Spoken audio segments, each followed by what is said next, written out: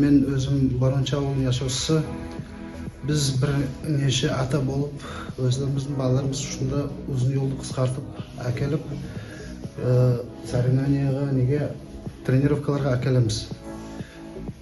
Bizim родительlerin атынан Азамат Арсеньевич Крикон сау бол айтқым келеді. Неге десем, Бек Ару өзünün көрсеткен балаларды яхшы месталар алып, бүгінгі бізді сүйінтеді. Тек не пайда, міне бұл балалар тренироваться ер бек тар көреміз. Самый созан вентиляция жоқ.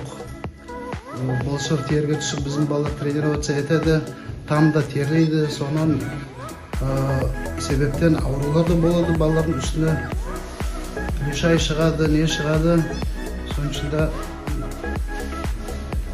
ұмытып бір істе ойлау керек. Мен Нариман ауылының yaşaушысы Баймұратов Амирхан. 12 жасында келдім бір, шұғылда да Нұралдинде тренироваться еткен. Мен шында келіп Азаматқа яздым деген. Шу залда өзімде өскем, өзімде тренироваться еткем шында. Имам Мырза Лақсқан ешпен. Ушу сандадан тұруға. Мұнда о zaman балалар азы. Әлік балалар да көп тренироваться етеді.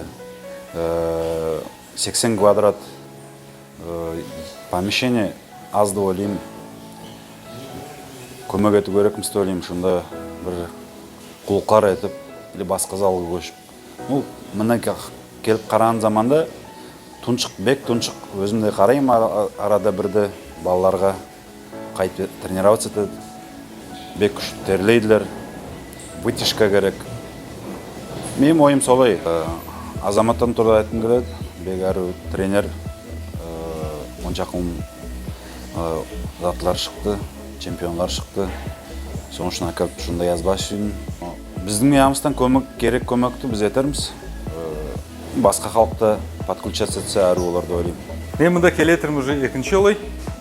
Мұнда бек іссі олады. Мен әлі тұрмын мұнда ерде. Біз просто снимать етедік.